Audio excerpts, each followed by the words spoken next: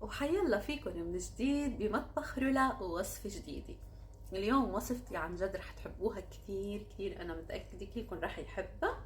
هي مقرمشات مالحة بنكهات. شوفوا الجمال، شوفوا اللون، ورح سمعكم صوت القرشة. هالمقرمشات مع شو طيبة؟ مع صحن لبني وكاسة متي هيك يعني. بسم الله.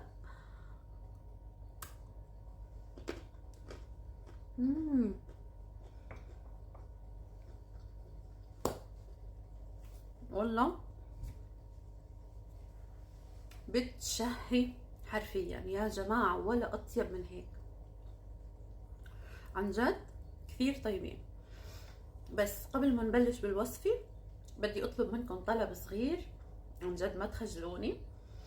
فتحت قناة على اليوتيوب ما يبلي لأنه طبعا المنافسة كثير قوية، يعني أنا وين والعالم وين، وبدها طحشي. بصراحة ضليتني كثير وقت لحتى أخذت هالخطوة.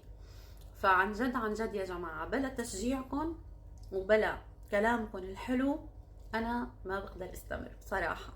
وما بتتخيلوا كلامكم الحلو شو بيعمل فيي، عن جد عن جد بخليني كثير مبسوطة، وبخليني إني عن جد استمر وأقدر.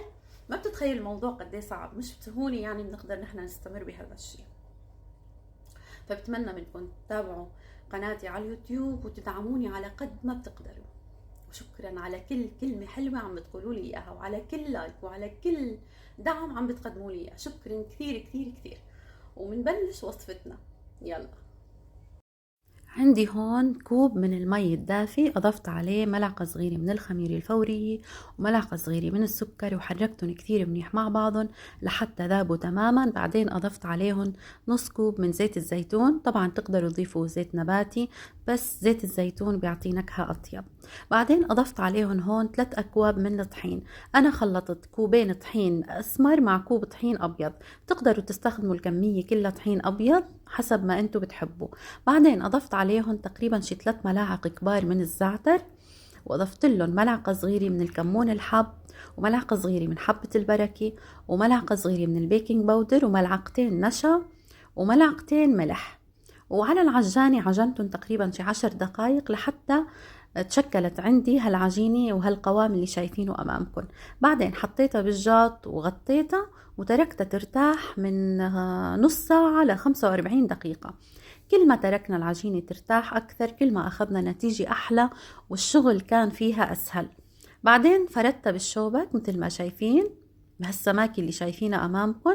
طبعا يا جماعة بالنسبة للنكهات بتقدروا أنتوا كمان تضيفوا، إذا بتحبوا اليانسون مثلا بتقدروا تستغنوا مثلا عن الكمون اللي أنتوا بتحبوه، بتقدروا تضيفوا نكهات لهالوصفة. هذا الحلو فيها أنه أنتوا بتعملوها مثل ما بتحبوا. بعدين قطعتها مثل ما شايفين بهالطريقة، وكمان طريقة التشكيل بتشكلوها على كيفكم مثل ما أنتوا بتحبوا تشكلوها. شكلت أول شي هيك بهالطريقة، لفيتها بهالشكل اللي شايفينه. كثير سهل تشكيل على فكرة، وكثير سهل الشغل فيها، وما بتاخد معكم وقت لأنه الكمية قليلة، بس عملت كمية منيحة يعني وفيرة. بعدين هوني قسم منهم قطعتهم بهالقطاعة، أي قطاعة متوفرة عندكم تقدروا تستخدموها.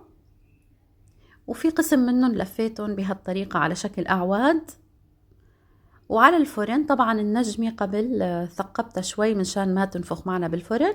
فرن محمى مسبقا على درجة حرارة 180 من الأعلى والأسفل مع بعضهم. طبعا أخذت معي تقريبا شي 3 ساعة كل فرن وحرارته. وهيك كانت النتيجة. عن جد يا جماعة أنتوا سمعتوا صوت القرشي بذينتكم عن جد بتشهي حرفيا. وبتمنى منكم ما تنسوا دعمي، وبتمنى الفيديو يكون عجبكم، وبشوفكم بفيديو جديد. وهي اسمعوا صوت القرشي مرة ثانية، وباي باي.